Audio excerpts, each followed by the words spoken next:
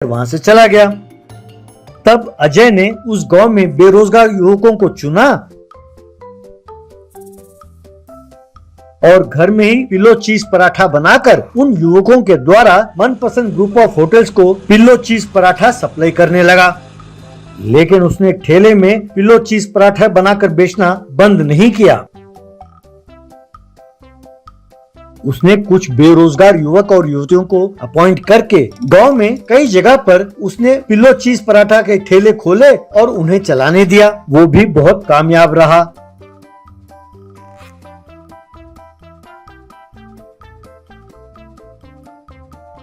एक दिन अनुसुईया अजय से, बेटा अजय, अब तो तुम बहुत अच्छी कमाई कर रहे हो। अपने पिताजी की आखिरी इच्छा पूरी करने का वक्त आ गया है। तब अजय, बोलो माँ, वो इच्छा क्या है? मैं जरूर पूरा करूँगा। तब अनुसुईया, कुछ खास नहीं बेटे, तुम्हारे पिताजी की इच्छा थी कि वो एक केटरिंग सर्विस चलाए, लेकिन उनकी इच्छा पूरी नहीं हो सकी। तब अजय, बस इतनी सी बात माँ, एक काम कल ही शुरू करते हैं। ऐसा कहा।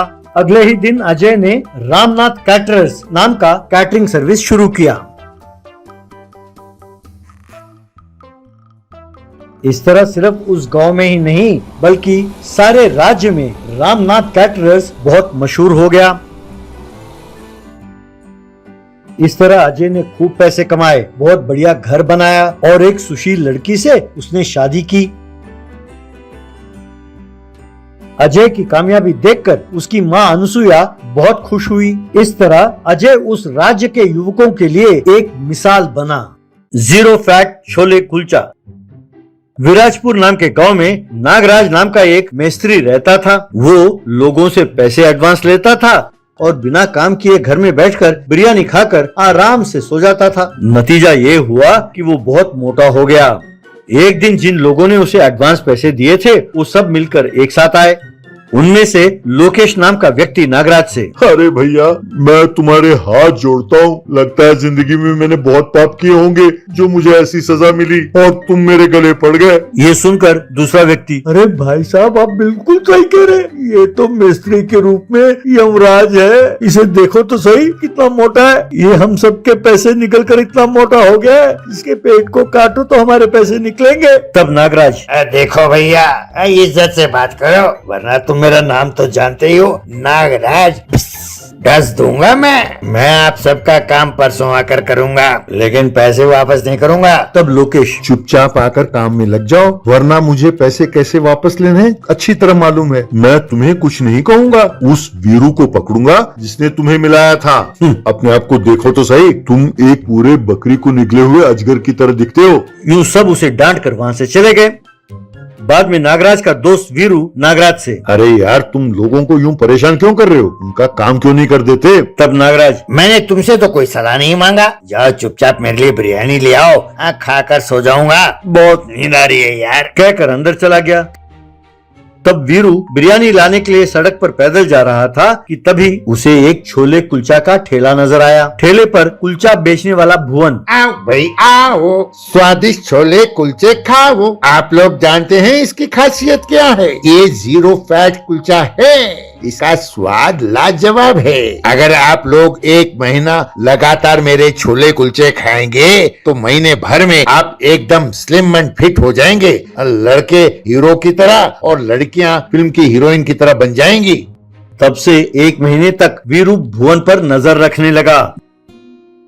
बाद में वीरू भुवन के पास गया और, भैया, मेरा एक दोस्त है, वो एकदम पेटू है। जब देखो खाता रहता है और सोता रहता है, वो एकदम आलसी हो गया है, काम नहीं करता। जिन लोगों का काम मैंने उसे दिलाया वो लोग मेरे पीछे पड़े हुए हैं, मुझे गालियां दे रहे हैं। मेरा दिमाग खराब था जो मैंने उसे 5 लाख रुपए एडवांस दिलाए थे। भैया, सच सच कहो, क्या वो तुम्हारा कुलचा खाकर एकदम दुबला पतला हो जाएगा? तब भुवन, अरे इसमें शक करने की क्या बात है भैया, अब मेरा कुलचा छोले खाएगा तो बस 1 महीने में उसके 10 द्वारे के पिंजरे से चर्बी यूं पिघल कर निकल जाएगी।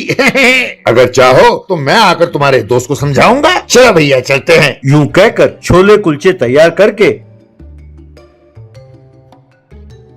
वीरू के साथ भुवन भी वहाँ चला गया। फिर नागराज के पास जाकर भुवन ने छोले कुलचे उसे दिए। ये देखकर नागराज, ये क्या जबरदस्ती है, मुझे तो सिर्फ बिरयानी चाहिए और वो भी मटन बिरयानी। जब लाओ सिर्फ वो लाओ, मुझे ये कुलचे वुलचे नहीं चाहिए, कहकर उसने उसे उठाकर फेंका। ये देखकर भुवन, अरे मोटे सांड, तुम्हारी ये हिम्मत! अगर तूने मुझे उठाकर फेंका होता तो मैं बुरा नहीं मानता, लेकिन तूने मेरे छोले कुलचे को फेंका।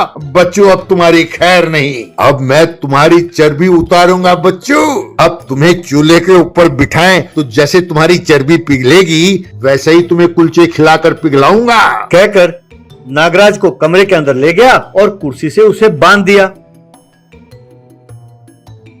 उसके बाद वीरू की मदद से हर रोज वो नागराज को तीनों वक्त छोले कुलचे खिलाने लगा। इस तरह 1 महीना बीत गया।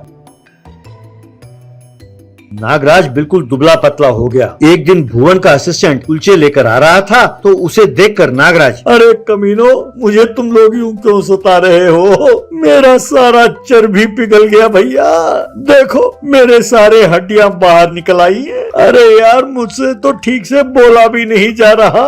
तब वो असिस्टेंट, भाई साहब, हमारे भुवन भाई साहब का आप पर गुस्सा कम हो गया है, आपको छोड़ दिया है, लेकिन ये कुलचे जानते हैं आप कौन भेज रहा है? आपने जिन लोगों से एडवांस पैसे दिए थे ना, वो लोग भेज रहे हैं। आप जानते हैं, यूं आपको कुलचे खिला खिला कर मार डालने का षड्यंत्र रचा उन लोगों ने मिलकर। आपको देखकर मुझे आप पर बहुत तरस आ रहा है भाई साहब। और हाँ भाई साहब, आप जानते हैं कि कहीं आप घर से भाग ना जाएं, इसका ध्यान रखने के लिए उन्होंने 4 मुस्टंडों को रखा है यहाँ पर आपकी निगरानी के लिए। नागराज, इसका मतलब ये है कि मुझे मारने का पूरा प्लान बना लिया इन लोगों ने। भैया भैया, उनसे कहो ऐसे ना करें, उनसे कहो मैं उनका काम करके दे दूंगा। यूं कहते ही उस लड़के ने नागराज के रस्सी खोला।